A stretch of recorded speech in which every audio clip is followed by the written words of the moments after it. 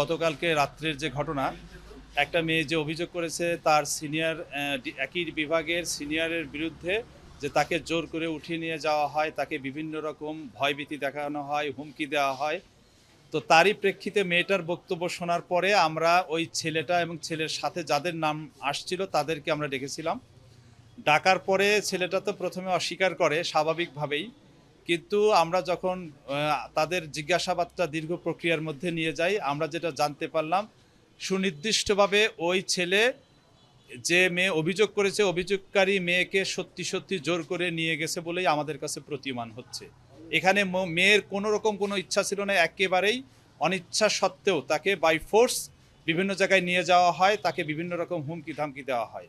In addition to that, যেটা আমরা এখন দেখতে পাচ্ছি, একই বিভাগের একই ব্যাচের এই প্রথম বর্ষের প্রথম সেমিস্টারের যে নারী শিক্ষা আরও একাধিক আরও 4-5 জন নারী শিক্ষার্থীর সাথে সাথে অভিযোগ দিয়েছে ওই একই ছেলেরা, একই গ্রুপ, তারা তাদেরকে বিভিন্ন সময় বিভিন্নভাবে ত্যক্ত করে আসছে, বিরক্ত করে আসছে। এগুলো মোটামুটিভাবে আমরা যে ঘটনাগুলো বিভিন্ন জনের কাছ থেকে শুনলাম, জানলাম, তা থেকে প্রতীয়মান হচ্ছে অভিযোগ যার বিরুদ্ধে করা হয়েছে অধিকাংশ ঘটনাই সত্যি। এবং ওই যে যার বিরুদ্ধে অভিযোগ সেই মহসিন আলম, সে ছেলেটাও বিভিন্ন বিষয় নিয়ে আমাদের কাছে বলেছে, পরে যেটা মিথ্যা প্রমাণিত হয়েছে। ফর এক্সাম্পল, সে বলছে, স্যার আমি ক্লাস 7 থেকে আমার বাবা মারা গেছে, আমার মা একা একা আমাকে মানুষ করেছে। সে ইমোশনালি আমাদেরকে কিছুটা সফট করার চেষ্টা করেছে। পরবর্তী আমরা খোঁজ নিয়ে দেখলাম যে ওর বাবা দিব্যি জীবিত আছেন, আলহামদুলিল্লাহ বাবা জীবিত আছেন, আমরা খুশি। কিন্তু সে যে মিথ্যা বলছে, মানে প্রতিনিয়ত প্রতি ঘটনার প্রেক্ষিতে আমাদেরকে মিথ্যা বলে যাচ্ছে। এজন্য আমরা মনে করি আমাদের সমস্ত রিপোর্ট আমরা লিখব, লিখে আমরা ডিসিপ্লিনারি বোর্ডের কাছে আমাদের সুপারিশটা পেশ করব এবং আশা করছি এই ধরনের ঘটনা যাতে ভবিষ্যতে না ঘটে তার জন্য একটা উদাহরণস্বরূপ একটা শাস্তিমূলক ব্যবস্থা গ্রহণ করা হবে এবং এই দুষ্টু ছেলে যারা আছে এদের জন্য একটা এই শিক্ষা হয়ে যাক আজকের এই ঘটনা থেকে।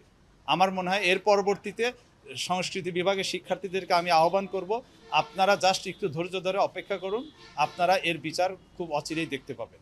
এটা নিয়ে পরবর্তীতে কোনো রকম কোনো বুলিং করার কোনো সুযোগ নাই। আমরা পরিষ্কারভাবে বলে যাই, অনেক ছেলেরা আমাদের শিক্ষার্থীরাও খুব দুঃখজনক ওই মেয়েকে বুলিং করছে, বলছে মেয়ে কি আর এমনি এমনি গেছে পদ্মা পারে। আসলে তা নয়। আমি পরিষ্কারভাবে দ্ব্যর্থহীন কণ্ঠে বলতে চাচ্ছি যে আমাদের কাছে যে ঘটনা প্রমাণিত হয়েছে সত্যি সত্যি সেই অভিযুক্ত ছেলেটি তার এই মেয়েটিকে জোর করে এখান থেকে মোটরসাইকেলে করে তারও পদ্মাপাড়ে নিয়ে বিভিন্ন রকম ভয়ভীতি দেখাচ্ছে। আমার মনে হয় এর পরবর্তীতে আর আপনাদের আর কোনো ক্ল্যারিফিকেশনের দরকার নাই। এটা পরিষ্কার হয়ে গেল যে ছেলেটা আসলেই এই মেয়ের সাথে অন্যায় আচরণ করেছে।